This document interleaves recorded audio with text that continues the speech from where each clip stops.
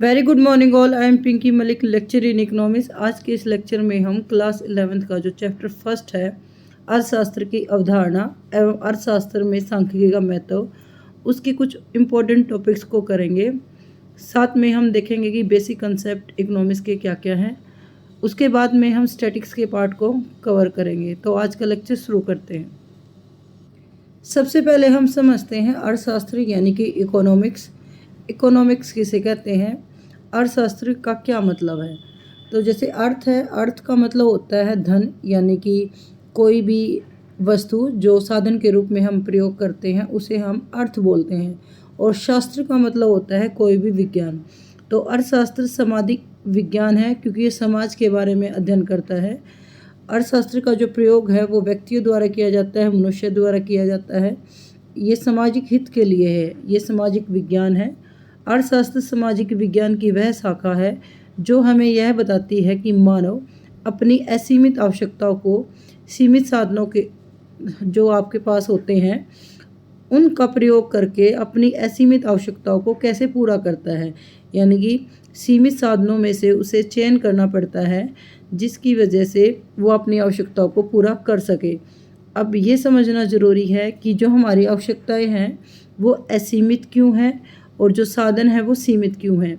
असीमित होने का मतलब है कि जब भी हमारी आवश्यकता पूरी हो जाती है तो दूसरी अन्य आवश्यकता का जन्म हो जाता है।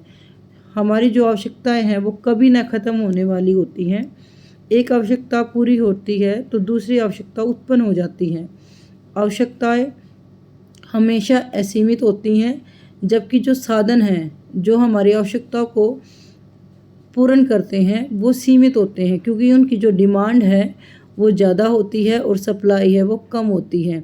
इसको आप एक एग्जांपल से समझ सकते हो। जैसे मनी है, पैसा है, वो आपके पास जितना मर्जी हो जाए, आपकी जो ज़रूरत है वो मनी के अकॉर्डिंग चेंज हो जाएंगी, यानी कि बढ़ जाएंगी।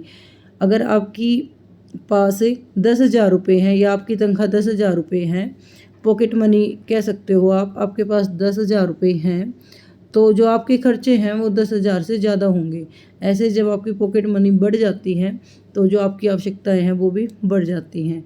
एक अरबपति व्यक्ति है, वो भी अपनी पूरी आवश्यकताओं को पूर्ण रूप से सक्षम रूप से सही संतुष्ट नहीं कर सकता है। यानी कि जो साधन हैं जो हमारी आवश्यकताओं को पूरा करते हैं वो हमेशा हमारी आवश्यकताओं से कम होते हैं, इसलिए इन संसाधनों को हम सीमित कहते हैं। तो इन साधनों में हमें जो प्रयोग है वो उचित तरीके से करना होता है। इन साधनों का हमें चयन करना होता है अपनी आवश्यकताओं को पूरा करने के लिए। और ये जो संसाधन है वो सिर्फ मनी नहीं, अन्य जो चीज़ें हैं जैसे आपका समय है, आपकी मेहनत है, तो आप जितना भी समय लगाओगे किसी वस्तु को प्राप्त करने के लिए या किसी आवश्यकता को पूरा करने के लिए, वो हमेशा आपकी आवश्यकता के कंपैरिजन में कम होगा। आप कोई भी काम करते हो तो मोस्टली व्यक्तियों का जो एक्सक्यूज होता है वो ये होता है कि मेरे पास समय नहीं है, क्योंकि अब मैं काम तो करना चाहता हूँ लेकिन मेरे पास इस चीज़ के लिए समय नहीं है। क्योंकि जो समय है वो भी आपका एक साधन है।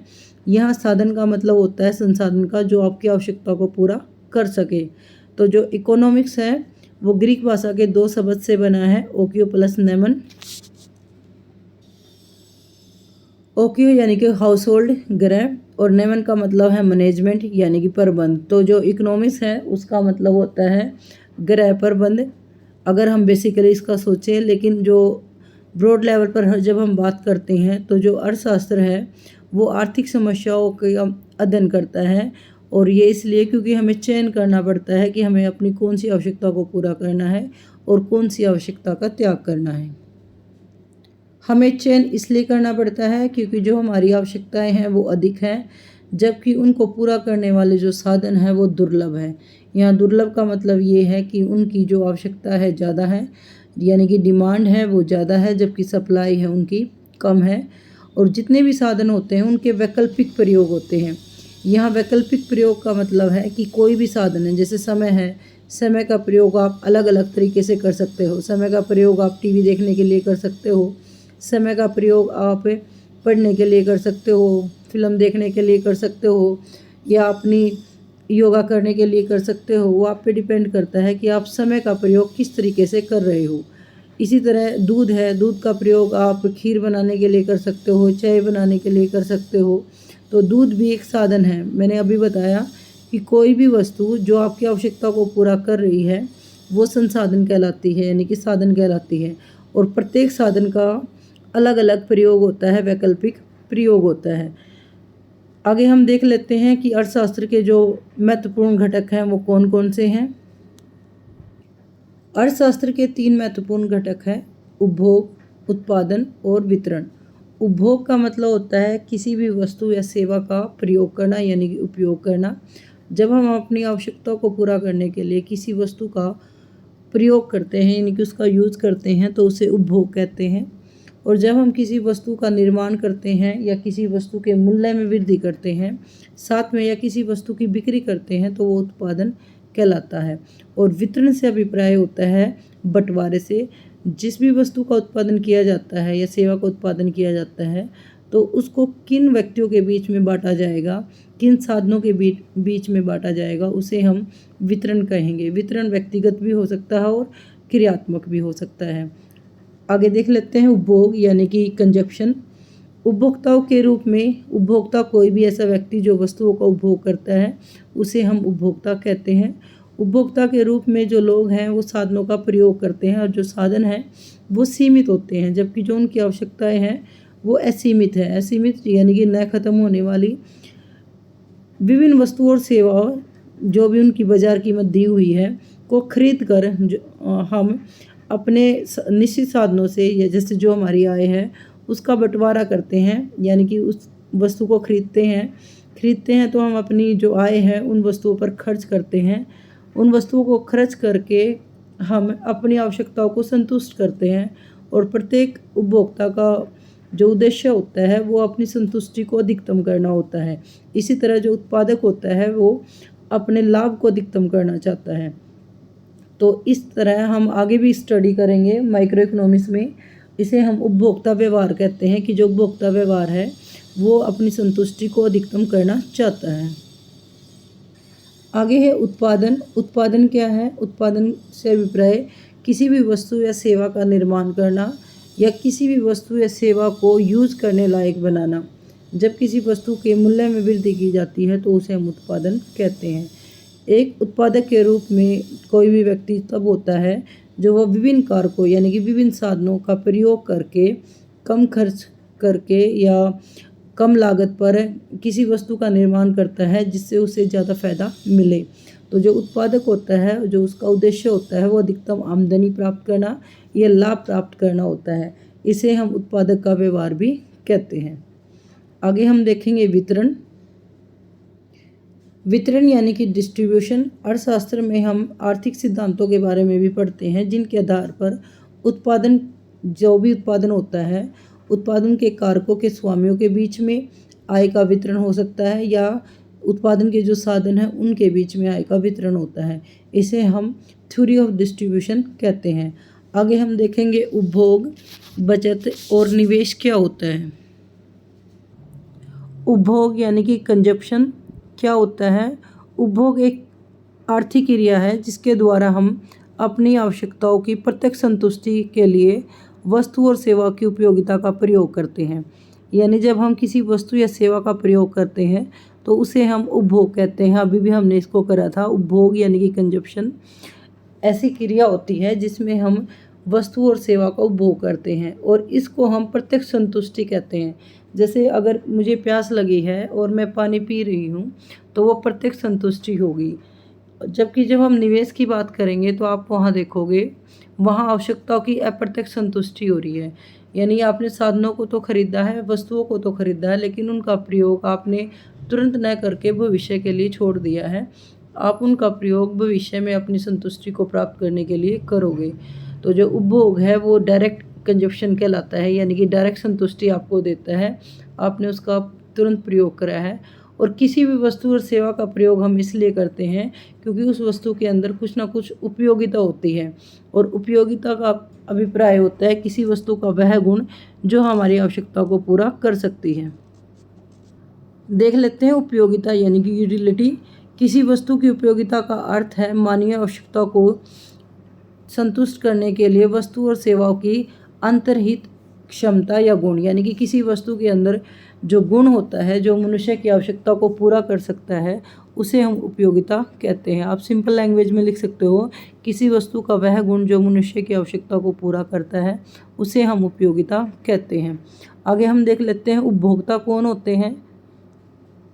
उपभोक्ता कौन होता है? उपभोक्ता वह व्यक्ति होता है जो अपनी आवश्यकताओं की संतुष्टि के लिए वस्तु या सेवा का उपभोग करता है। आप सिंपल कह सकते हो, कोई भी व्यक्ति जो वस्तु और सेवा का प्रयोग करता है वो उपभोक्ता कहलाता है। और उपभोक्ता क्या करता है? वो अपनी आवश्यकताओं को पूरा करता है। तो सिंपल लैंग्वेज में हर व्यक्ति उपभोक्ता होता है, क्योंकि वो किसी न किसी वस्तु का, किसी न किसी सेवा का उपयोग करता है। अगर आप काम कर रहे हो पेन कॉपी से, तो आप कॉपी और पेन का उपभोग कर रहे हो, इसलिए आप वहाँ उपभोक्ता हो। आप बेंच पर बैठे हुए हो तो बेंच का प्रयोग कर रहे हो, तो उस समय भी आप उपभोक्ता हो। तो उपभोक्ता कोई भी व्यक्ति होता है जो किसी वस्तु का उपभोग करता है, यानी कि प्रयोग करता है। आगे हम देख लेते हैं उत्पादन। आगे है उत्पादन, यानी कि प्रोडक्शन क्या है? उत्पादन वह प्रक्रिया है जिसके द्वारा कच्चे माल को उपयोगी वस्तुओं में परिवर्तित किया जाता है। यानी कि जब भी किसी वस्तु का निर्माण किया जाता है तो वो उत्पादन कहलाता है। किसी भी वस्तु में अगर हम थोड़ा सा भी चेंज करके उसको उपयोगी बनाते हैं तो वो उत्पादन कहलाता है। उत्पादक क्या होते हैं? प्रोड्यूसर किसे कहते हैं? उत्पादक वह व्यक्ति होता है जो आय अर्जित करने के लिए, यानी कि पैसा कमाने के लिए, लाभ कमाने के लिए किसी वस्तु या सेवा का उत्पादन करता है या बिक्री करता है, तो वो उत्पादक कहलाता है। आगे हम बात करेंगे सेविंग की। सेविंग क्या होती है, यानी कि बचत किसे कहते हैं? बचत या सेविंग यह आय का वह भाग है जिसका उपभोग नहीं किया जाता, यानी कि प्रयोग नहीं किया जाता। इस प्रकार इसे उपभोग का त्याग भी कहा जाता है। यानी कि अगर एक व्यक्ति के पास 100 रुपये हैं, जिनमें से वो सिर्फ 80 रुपये को खर्च करता है और 20 रुपये बचा लेता है, तो जो 20 रुपये है वो उस व्यक्ति की बचत है, क्योंकि उसने वो 20 रुपये खर्च नहीं करे हैं, यानी कि उपभोग नहीं करे हैं। तो बचत वह आय है जिसको खर्च नहीं किया जाता, जिसका उपभोग नहीं किया जाता। आगे है निवेश, यानी कि इन्वेस्टमेंट। निवेश क्या होती है? इकोनॉमिक्स का इम्पोर्टेंट कंसेप्ट है इन्वेस्टमेंट। इन्वेस्टमेंट यानी कि निवेश। जब हम अपने पैसे को ऐसी परिसंपत्ति में या ऐसे एसेट में लगाते हैं जिस पर जो पैसा आपको अभी ना मिलकर फ्यूचर में मिलेगा, यानी कि जब हम किसी पैसे को, अपने पैसे को ऐसी जगह लगाते हैं जिससे आपको आय फ्यूचर में मिलेगी, तो उसे हम निवेश कहेंगे। जैसे आपने कोई मकान ख़रीदा है या कोई ट्रैक्टर ख़रीदा है, मकान को आपने किराए पर रख दिया, जिससे किराए से जो आपको आय मिलेगी वो आपको फ्यूचर में इनकम बढ़ाएगी, तो वो आपका निवेश कहलाएगा। जो भी बचत होती है, जो पैसे आप उपभोग न करके बचत कर लेते हो और उस पैसे को आप ऐसी वस्तुओं पर लगाते हो जो आपको आय अर्जित करके दे, उसे आप निवेश कहेंगे। आय प्रजनन का मतलब है जो आपको आय कमा कर दे। आगे हम बात कर लेते हैं आर्थिक क्रिया क्या है। आर्थिक क्रिया क्या है? What is economic activities? यह वह क्रिया है जिसका संबंध दुर्लभ साधनों के प्रयोग से है, जिसमें उत्पादन, उपभोग, बचत, निवेश, वितरण आदि सभी आर्थिक क्रियाएं शामिल होती है। यानी कि कोई भी ऐसा कार्य है जो दुर्लभ साधनों के प्रयोग से संबंधित है तो वो आर्थिक क्रिया कहलाएगी। जब हम साधनों का प्रयोग करते हैं तो उसे हम आर्थिक क्रिया कहते हैं। और साधनों का प्रयोग करने का उद्देश्य एक ही होता है कि हम अपनी आवश्यकता को पूरा कर सकें। आगे है आर्थिक समस्या क्या है। आर्थिक समस्या अर्थशास्त्र की केंद्रीय समस्या है। जो अर्थशास्त्र का जन्म हुआ है वो आर्थिक समस्या की वजह से ही हुआ है। आर्थिक समस्या, इकोनॉमिक्स प्रॉब्लम। आर्थिक समस्या को हम चेन की समस्या भी कहते हैं, क्योंकि जो मनुष्य की आवश्यकताएं हैं वो असीमित हैं और उनको पूरा करने वाले जो साधन हैं वो दुर्लभ हैं। अभी हमने समझा कि जो मनुष्य की आवश्यकताएं हैं या इच्छाएं हैं वो असीमित होती हैं, कभी ना ख़त्म होने वाली है, जबकि उनको पूरा करने वाले जो साधन हैं वो सीमित हैं और दुर्लभ हैं तथा उनके वैकल्पिक प्रयोग होते हैं। इन वैकल्पिक प्रयोगों में से हमें चूज़ करना पड़ता है, चयन करना पड़ता है। हमें इन साधनों का आवंटन करना पड़ता है, आवंटन यानी कि बंटवारा करना पड़ता है। तो इसी समस्या को हम आर्थिक समस्या कहते हैं। हमें समझना होता है कि जो पैसा है हमारे पास, उनका प्रयोग हम कौन सी आवश्यकता को पूरा करने के लिए करें। जैसे टाइम है, आप टाइम मैनेजमेंट कैसे करो, ये भी एक आर्थिक समस्या है। अर्थशास्त्र को दो भागों में बांटा जाता है, व्यष्टि अर्थशास्त्र और समष्टि अर्थशास्त्र। आप क्लास 12th में जब होगे तो आपकी एक बुक का नाम व्यष्टि अर्थशास्त्र होगा, माइक्रो इकोनॉमिक्स, और दूसरी बुक का नाम होगा मैक्रो इकोनॉमिक्स। यानी कि अर्थशास्त्र को समझने के लिए हमने इजीली उसको दो भागों में बांटा हुआ है। पहला है व्यष्टि अर्थशास्त्र, जिसको हम माइक्रो इकोनॉमिक्स कहते हैं। माइक्रो का मतलब होता है छोटा, यानी कि सूक्ष्म। तो जो व्यष्टि अर्थशास्त्र है उसमें जो भी समस्या होती है उसका अध्ययन हम छोटे लेवल पर करते हैं। जैसे एक परिवार की समस्या, एक फर्म की समस्या, एक उद्योग की समस्या, इन सभी समस्याओं का अध्ययन हम व्यष्टि अर्थशास्त्र में करते हैं। व्यष्टि अर्थशास्त्र उन आर्थिक मुद्दों अथवा आर्थिक समस्याओं से संबंधित है जिनका संबंध एक परिवार, एक फर्म या एक उद्योग जैसी व्यष्टि आर्थिक इकाइयों का सामना करना पड़ता है। इसमें मुख्यतः व्यक्तिगत इकाइयों का अध्ययन किया जाता है।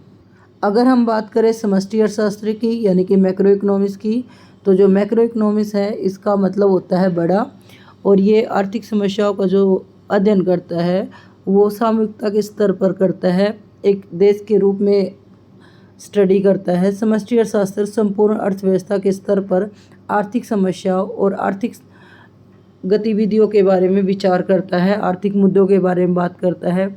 जो भी इशू अगर पूरे देश के बारे में है, पूरी इकोनॉमी के बारे में है, तो वो समष्टि अर्थशास्त्र में अध्ययन किए जाते हैं। इसका जो उद्देश्य है वो सामाजिक कल्याण है, जबकि जो व्यष्टि अर्थशास्त्र है उसका उद्देश्य व्यक्तिगत कल्याण है। आज की इस वीडियो में हमने इकोनॉमिक्स के बेसिक कंसेप्ट को करा, क्लास 11th की जो इकोनॉमिक्स का फर्स्ट चैप्टर है उसको कवर करा। उसके हमने सिर्फ बेसिक क्वेश्चंस को करा है। आने वाली वीडियो में हम जो स्टैटिक्स है, स्टैटिक्स का मीनिंग क्या है, उसको कैसे भागों में बांटा हुआ है, उसके रिगार्डिंग वीडियो बनाएंगे। आज के लिए इतना ही, धन्यवाद। Thanks for watching.